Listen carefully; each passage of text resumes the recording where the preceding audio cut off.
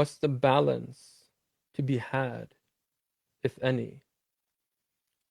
Um, the balance to be had is a balance in which one finds comfort in their own skin. One finds peace in their heart. One finds laxity in their limbs. One finds energy to do what they feel inspired to do or what God has given them to do, whether it's worship and or it's um, work or service or whatever it may be.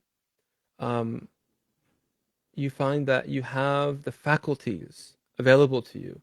If you're in relationship, you find that I can be in relationship with my spouse in a beautiful way, that I'm loving, I'm tender, I'm vulnerable, I'm open-hearted, I'm also protective and strong and assertive when I need to be.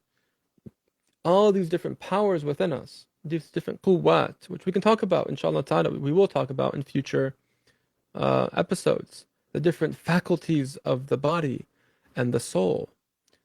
These are very important things, and these are aspects of what really comes forward when one begins to find more balance. That there's this even keelness, But ultimately, I mean, if we were to distill and really clarify and define and establish the standard of what real balance is, it's following the Prophet sallallahu alaihi wasallam, that he is the perfect man.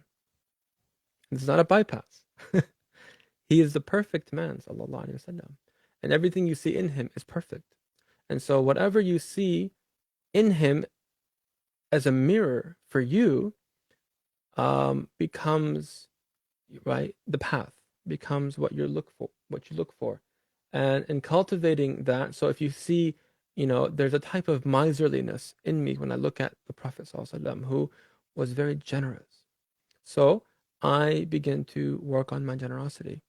If you reflect on the presence of the Prophet sallallahu alaihi wasallam, that he would give people his full attention, right? I mean, to the point where they felt like, I am the beloved of the beloved. Like I'm his favorite because he gives me like everything.